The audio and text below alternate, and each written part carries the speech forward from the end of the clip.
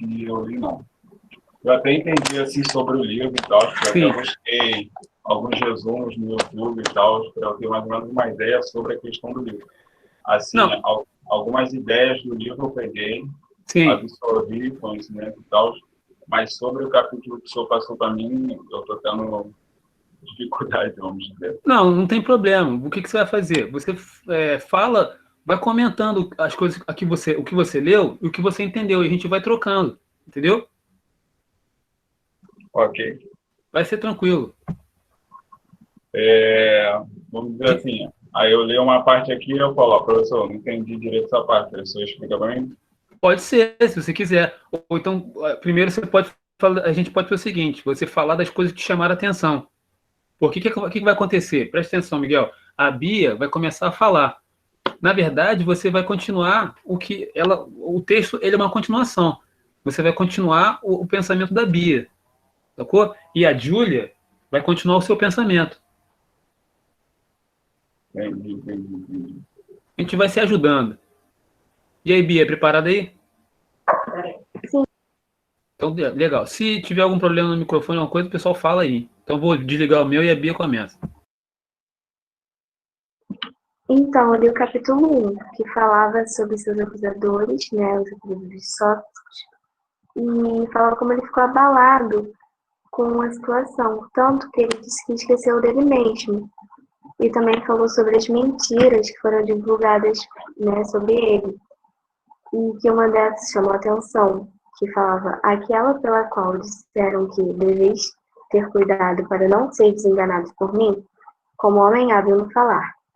Eu não entendi muito bem essa parte, mas pelo que eu tentei reler, eu vi que ele estava tentando ser enganado, estavam tentando enganar ele com ele mesmo, como, tipo, jogar o discurso dele contra ele. Peraí, repete a frase que você falou, por favor. É no primeiro parágrafo. Sim. Aquela pela qual disseram que deveis ter cuidado para não ser desenganados por mim, como homem hábil no falar. Eu achei meio confusa essa frase dele e eu entendi pouca coisa. Foi uma das coisas do parágrafo que eu fiquei mais confusa. Olha, aí não é tão difícil, Bia, porque ele está falando justamente o seguinte: vocês estão dizendo que eu sou uma pessoa perigosa, né? Através da minha fala e do que eu estou tratando aqui. Nós não estudamos sobre isso lá quando a gente falou sobre Sócrates, que ele ficava perguntando sobre as coisas para as pessoas. Isso. Então, aí ele está aqui apresentando já inicialmente, né, os motivos pelos quais ele foi atacado, que ele foi denunciado. Então, assim, será que o que eu estou falando, a maneira que eu estou falando, representa algum perigo? Como se ele estivesse perguntando, assim, né? Ah, sim, tá se perguntando. Né? Entendi. Segue aí. Aí ele garantiu depois que logo todas aquelas falas seriam desmentidas. E continua a dizer como essas falas são arquitetadas e as mentiras são bem enfeitadas, que são bem escritas e argumentadas, mas não passava de falsas especulações. E, por fim, ele faz o pedido do juiz que pudesse falar a verdade, independente da forma como ele se colocasse. Isso que eu entendi do primeiro. Já no segundo, ele fala sobre sua defesa e que ele temia muito, há muito tempo, sobre essas acusações falsas, como se ele já estivesse esperando por isso. E aí falava que eles têm opinião forte de acusadores que nem sempre acreditavam, não acreditavam em nada que ninguém falasse, acreditava só na versão deles, não acreditava nem mesmo nas divindades, como ele cita. Posso fazer um comentário rapidinho? Pode? Quando você falou logo dos discursos enfeitados e locuções, ele está dizendo, na verdade, o que ele está dizendo é o seguinte: eu vou me expressar aqui não com discursos enfeitados, mas com uma linguagem direta e simples, que é diferente dessa linguagem, como é que eu vou dizer, do direito, né, legislativa, trazendo para nossa realidade. E é só apenas a verdade, ele não queria tudo mais enfeitado, que não fosse tudo grandioso, ele queria simples e objetivo. Por quê? Porque, na verdade, o Sócrates ele dispensou um defensor. Ele mesmo fez a própria defesa. Então, ele está dizendo aqui, ó, eu não vou fazer de um discurso rebuscado, com palavras adornadas. Não, eu vou, né, vou falar com palavras simples, né, que me vierem à boca. Continue aí, Bia, desculpe. Continue. E aí ele falava depois, né, que... Você está no primeiro capítulo ainda, né? Não, já estou no segundo. Segundo capítulo? Ah, mas esse final do primeiro, o que ele faz no final do primeiro capítulo? Ele pede pro juiz que... Ele fala, né, que se eu fosse um forasteiro, se eu dúvida, perdoareis, se falasse na língua da maneira pela qual tivesse sido educado, tipo, como se ele quisesse só ser simples, como se ele quisesse ser breve. E aí ele pede que o juiz, né, que ele dissesse só a verdade. Beleza. No segundo capítulo, ele fala sobre sua defesa, que ele temia muito tempo dessas pessoas, desses acusadores. E falava que eles têm opinião forte e comparava a opinião forte deles, depois ele fazia uma comparação com o fato deles não acreditarem nem mesmo em divindades. Como se eles só acreditassem no que, tipo, eles achassem que é certo, tivesse uma visão tão fechada, que não acreditava, não tinha crença. E aí, depois disso, ele fala que há muito tempo, ele assume que há muito tempo estava lutando contra essas pessoas, que nem mesmo sabiam quem eram essas pessoas, mas ele estava lutando contra elas há muito tempo já. Então, há muito tempo já faziam acusações a respeito dele, né? Sim. Interessante. Essa parte também que você falou, que se chamou atenção aí, né, que ele fala sobre que aqueles que o acusavam não acreditavam nos deuses, é isso? Não. Sim. Não acreditava em divindade. Sim, porque né, ele foi acusado também de ir contra os deuses do Estado. Depois, mais na frente, a gente vai ver. Não sei se no terceiro ou no quarto capítulo, ele lista quais são as acusações. Não. Então, continue aí. Tá indo bem, tá indo bem. Depois, ele fala que, apesar... não, desculpa. Que ele não sabia com quem lutava e de que se dividia em dois grupos, esses acusadores. Os mais recentes e esses que já eram de longa data, que há muito tempo ele já estava lutando, como eu já tinha dito antes. E também tenta remover essa má impressão que eles tiveram. E falou que no momento que ele estava vivendo ali, só está centrado em se defender e obedecer à lei. Então, isso é curioso, porque ele já começa a mostrar aí uma certa contradição nas acusações que são feitas a ele, né? Então ele está querendo mostrar essas contradições, né? Eu sou uma pessoa que sigo a lei, né? Fala, Bia. A gente não sabe muito bem o que ele, né, fez, qual é a acusação que tiveram sobre ele, mas a gente sabe que ele está tentando se defender de alguma coisa, ele está tentando já desde o início provar o contrário. Legal, porque na verdade no início do texto ele ainda não apresentou, né, os motivos pelos quais ele está sendo acusado. Então lá para frente que ele vai dizer, a gente vai saber. E aí, você quer terminar? Não, terminei falando isso mesmo, que ele falava sobre obedecer à lei, dizer a verdade, ser justo. Ó, que coisa interessante. Você tá trazendo ideias principais desses dois capítulos que você leu. O que você achou dessa leitura? O que você falou comigo no início, antes da aula, que você estava achando algumas dificuldades? Eu achei difícil por causa das palavras. Eu acho que o texto é muito formal, e aí eu tive dificuldade em entender algumas palavras, tive que pesquisar para entender mais, porque senão ficaria muito vago e eu ficaria meio perdido. Mas você compreendeu o sentido desses dois capítulos iniciais, não é isso? Sim, ele estava iniciando a sua defesa, ainda não falando, né, qual seria as acusações, mas ele estava iniciando o seu discurso. Muito bem. Muito bem. Muito bem. Vamos agora para o capítulo 3. 3 e 4, que é o Miguel. O Miguel vai falando tranquilão e a gente vai... Porque você pode, assim, ver uma ideia geral que você teve dos capítulos, sacou?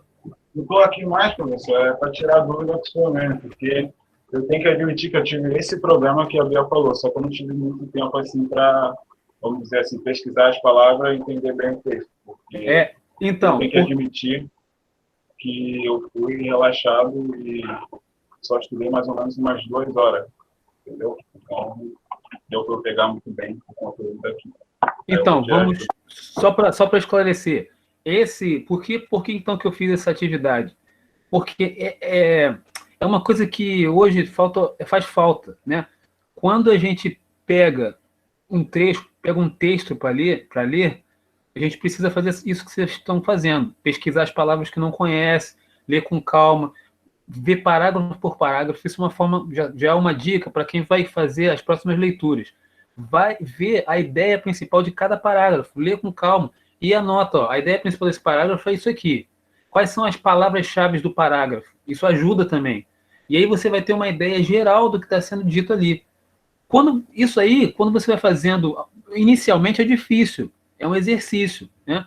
Não existe genialidade nisso, é um exercício, é uma prática. Vai chegar um momento que isso vai virar um hábito.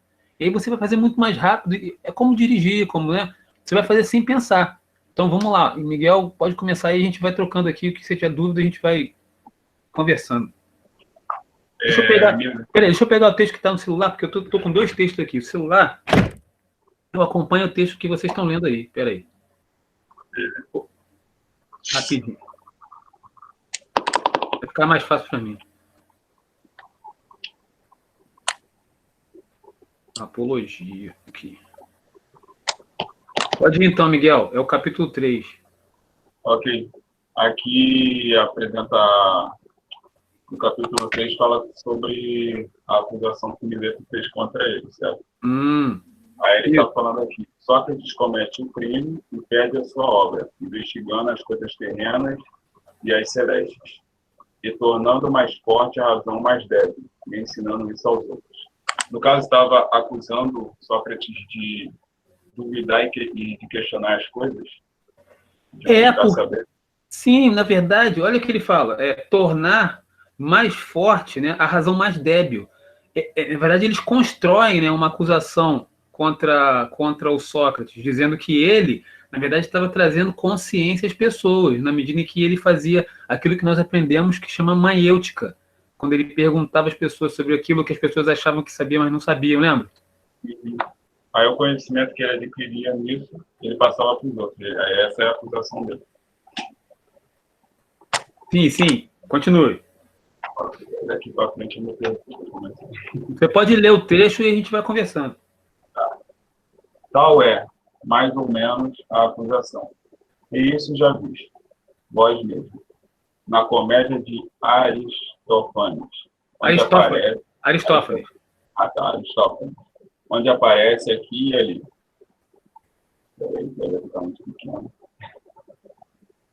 Um Sócrates que diz caminhar pelos ares e exibe muitas outras tolices, das quais não entendo nem muito nem pouco. Aqui ele fala de uma figura que era um comediógrafo. Comediógrafo, se a gente fosse traduzir para os dias atuais, seria o Adnet, né? Fazendo uma piada do Sócrates, nas nuvens, o nome do texto é Nas Nuvens, dizendo que era um camarada voado, entendeu? E faz uma chacota, né? Trata ele como uma pessoa, né? Tenta diminuir ele através da graça, da ironia. Entendi. Eu não digo isso por desprezar tal ciência, se é que há sapiência nela. Mas o fato é, cidadãos atenienses, que, de maneira alguma, me ocupo de semelhantes coisas. E apresento testemunhos, vós mesmos, e peço-vos, e formei esse... Perdão. Tranquilo. Minha vista está muito ruim, peraí. Onde é que eu parei? E apresento testemunhos, vós mesmos, e peço, vos informei reciprocamente, mutuamente vos interrogueis. Quantos de vós me ouviram discursar algum dia?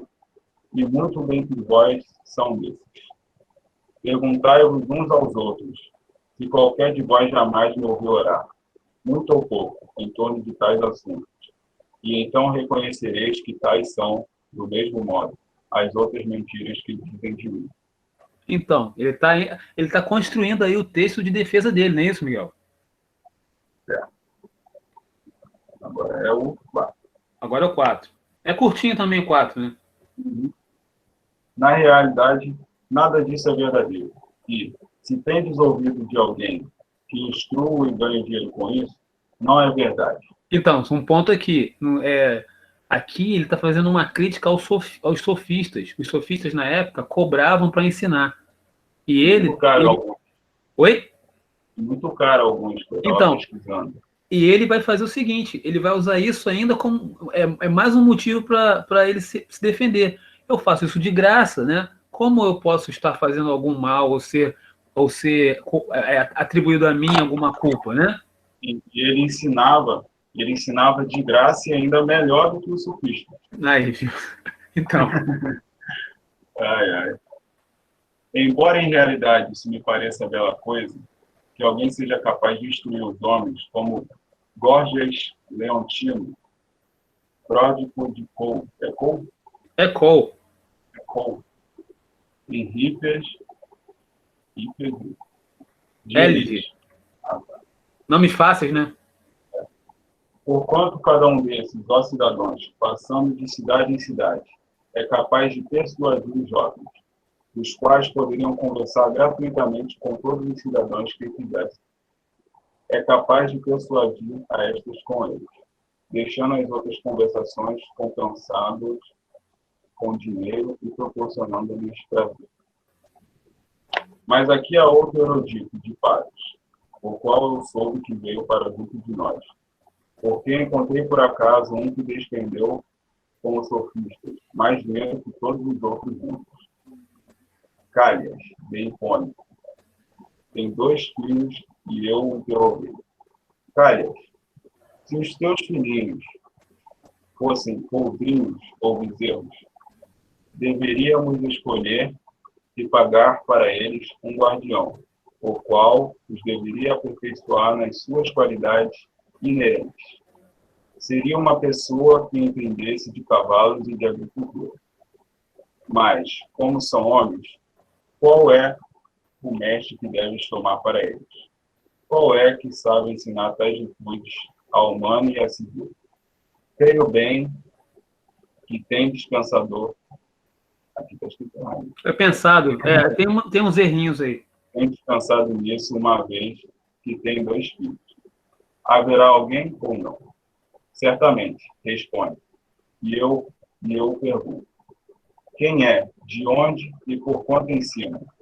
Eveno responde de Paros, por 5 minutos. E eu acreditaria, Eveno muito feliz, se verdadeiramente possui essa arte e a ensina com tal garbo. Mas o que é certo é que também eu me sentiria altivo e orgulhoso se soubesse tais coisas. Entretanto, o fato é, cidadãos atenienses, que não sei. O que você pode falar desse pedacinho aqui, desse finalzinho? Que a gente já falou sobre isso, que é uma questão, uma coisa que o Sócrates tem nele, que faz dele, diante dos outros, mais sábio. Como assim? Né? Ele reconhecer que ele é ignorante sobre a questão de alguns assuntos. Exatamente. Ele se coloca ali como, né, uma pessoa que não sabe menos. Mas sabendo menos, ele tem mais acesso, né? Ele pode até ensinar melhor. Falando assim, sobre um pouco mais lá na frente, né, que não tem muito a ver com o meu capítulo, é que quando ele começa a buscar, né, para ver se ele acha alguém mais sábio do que ele. Sim. No caso, ele percebe que os caras que ele acha pelo caminho não são mais sábios que eles, porque eles acham que sabem alguma coisa. Exatamente. Só que você se torna sábio pelo fato de você saber que você não sabe. É isso aí. É interessante, né? Mas você pescou isso, então, na medida que você foi lendo, né? Sim, eu li mais ou menos até o 10, 9, se não me engano. Então, é interessante. Na verdade, a ideia, Miguel, é que a gente vá se ajudando. Um vai lendo um pouquinho, aí a gente vai escutando e vai trocando. E na verdade, você fez aí um spoiler, né? Deu um spoilerzinho. Então, agora quem fala é a Júlia. Foi muito bem, Miguel. Legal, viu? Tentei. Pode ir, Júlia. Eu fiz meio que um resuminho, tipo, dos 2 capítulos que eu li, que foram 5 e 6. Então, Sócrates tenta mostrar que as acusações feitas contra ele não têm fundamentos, questionando as próprias acusações feitas por meio das palavras e da lógica, fazendo com que as acusações se mostrem contraditórias, as tornando inutilizáveis.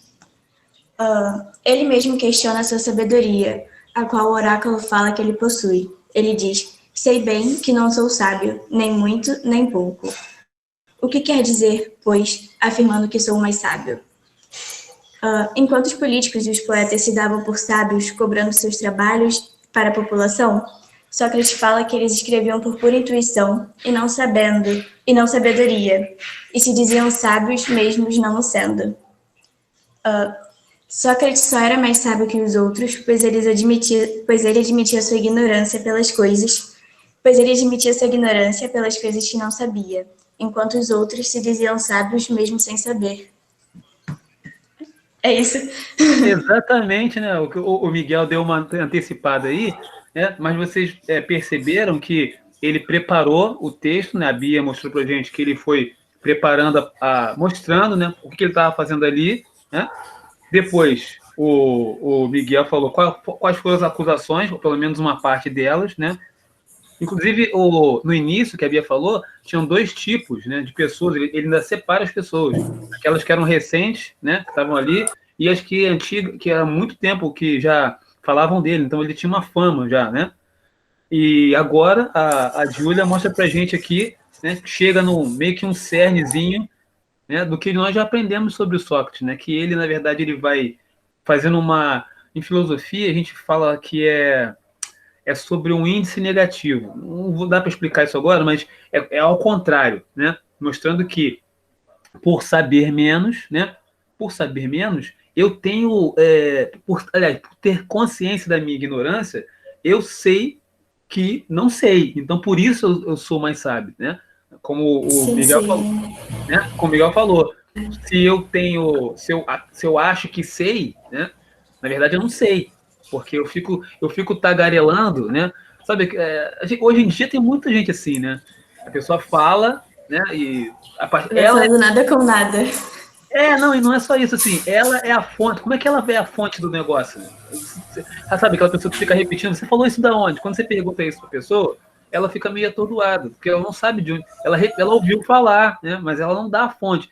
Por isso que quando vocês chegarem lá no 3º ano e forem fazer o TCC, vocês vão entender que o princípio está aqui nesses camaradas, né? Qual o princípio? Você fundamentar aquilo que você fala. Então, você vai fazer uma pesquisa, você precisa da ajuda de alguém que já estudou sobre isso para fundamentar a sua ideia, né? Porque a gente não sabe tudo, né?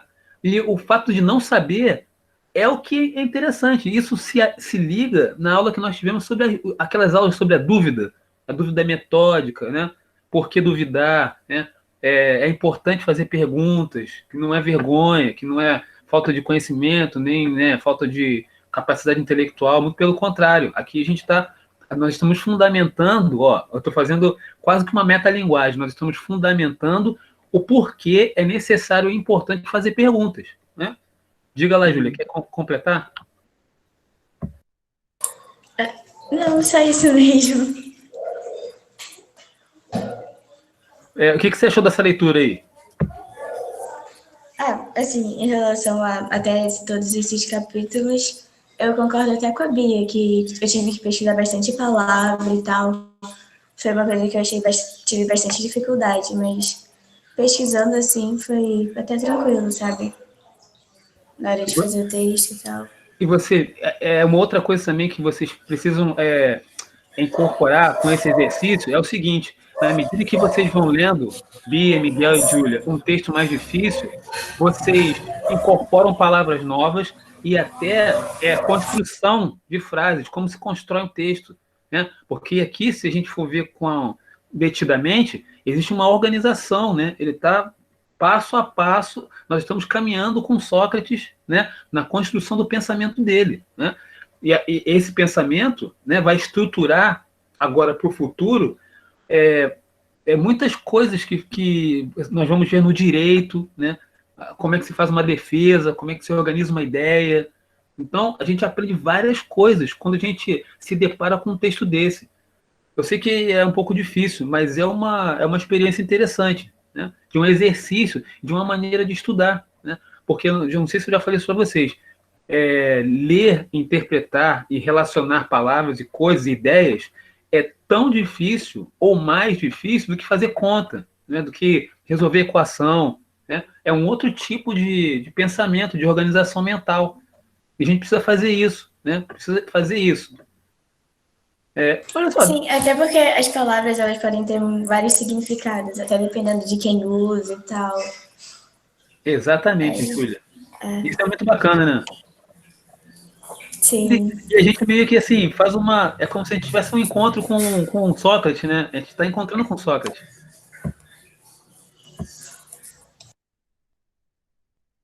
Deixa eu ver aqui, você. O próximo. A Laura, será que a Laura pode falar o capítulo dela?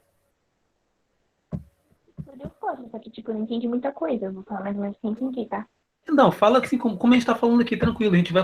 Se você quiser ler o trecho e ir comentando, a gente vai trocando, como a gente fez aqui, tranquilo. Tá, tipo, eu fiz um resumo também, mais ou menos. Que, tipo, eu só não estabeleci um conectivo pra ligar um texto no outro pra falar. Eu só meio que foquei no meu capítulo. Ô, Laura, o seu é 7 e 8, né? Então, tipo, Tá. tá ouvindo a panela de pressão? Tá meio alto aqui. Tô ouvindo bem você. Então, nesse verso não, no capítulo 7, ele fala basicamente que o oráculo, que é uma divindade, falava para ele procurar aqueles que julgavam ter todo o conhecimento de alguma coisa. Aí, pelo que eu vi, ele estava contando que ele foi aos políticos e poetas e tomou deles suas obras. Não, tipo, tomou. Pegou para dar uma olhada, sabe? Aí viu que, por mais que tivesse bem escrito, muita gente do que escrevesse aquilo não sabia do que estava falando. Aí eu vi que no capítulo 8 ele dizia que também foi aos artesãos procurar para ver se eles cometiam o mesmo erro dos poetas, só que ele viu que os artesãos eram mais sábios que eles. Peraí. Aí, Ai, como é? Tipo, eles eram mais sábios, mas eles cometiam o mesmo erro que eles, porque eles tentavam ser bons em umas coisas e em outras ao mesmo tempo. Só que, tipo, de um jeito tão grande que ofuscava. Não ofuscava, mas, tipo, dificultava a sua evolução do seu conhecimento. Aí, no final, ele se interrogava com um oráculo, que é a divindade, que essa parte eu não entendi. É isso, eu não entendi a última parte. Eu só entendi até os artesãos. Me diga aí o trecho que você dá. Você pode ler o trecho que você não entendeu. Só um minuto. Tá, aqui, ó. Peraí. Tá. Mas, cidadãos atenienses, parece-me que também os artifícios tinham o mesmo defeito. Não, isso aqui não, calma aí. Li errado. É no final? Hã? É mais no final que ele diz assim. Assim eu ia ia interrogando a mim mesmo a respeito do que disse o oráculo, e devia mesmo permanecer como sou, nem sábio da sua sabedoria, nem ignorante da sua ignorância, ou ter ambas as coisas como ele os tem. Em verdade, respondo a mim mesmo, e ao oráculo que me convém ficar como sou. É isso? Essa parte, não entendi. Uhum. Então, é curioso, porque o Sócrates aí, ele está falando, ele está operando aquilo que nós falamos na outra aula, que é a mudança. Quer dizer, nessa obra toda ele opera essa mudança, que é o homem que olhar para a natureza, para explicar o mundo, agora olha para si mesmo e para dentro de si mesmo, né? Não só para dentro de si mesmo, mas com o outro também, porque ele foi visitar os artífices, os poetas e os magistrados, não é isso? Foi. Então ele está se comparando. Eu permaneço assim desse jeito mesmo, né, com a consciência da minha ignorância, né? Ou eu fico tal qual esses que acreditam piamente que sabem, não sabendo. Ah, tá, agora faz mais sentido. Faz mais sentido, né? Uhum. Obrigada. Legal, muito bom. Eu acho que hoje, pô, por hoje tá bom, né? O que vocês acham? A não ser que Lucas queira falar, mas Lucas não tá aí, né? Eu acho que por hoje tá legal. Na semana que vem, a gente faz a partir do Lucas. E eu anotei aqui, ó, só para lembrar. Deixa eu ver aqui, que eu anotei tudo fora da ordem aqui, gente, peraí. Camille, 14, 16. Não, 15, 16.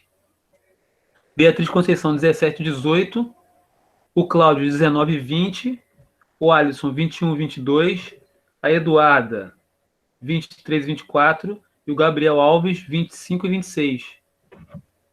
Alguma dúvida? Alguém está com dúvida aí? Qual o capítulo que vai falar?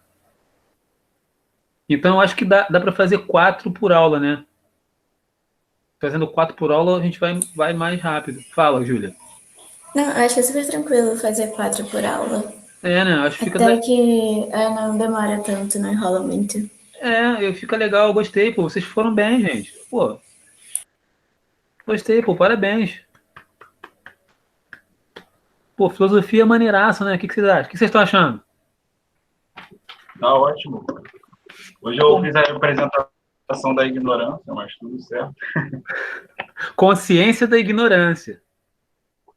Tinha que admitir a ignorância hoje. Só falta agora a gente fazer com câmera aberta, né? Próxima aula, quem sabe? Foi igual um mendigo. Ah, que isso, pessoal. Vocês são bonitos pra caramba. A gente fala jantando. Jantando, Laura? Porque às vezes não dá tempo de comer, aí eu tenho que comer a aula. Mas eu tô às vezes, é coisa rara. Poxa, mas eu fiquei contente com a apresentação de vocês, gostei mesmo.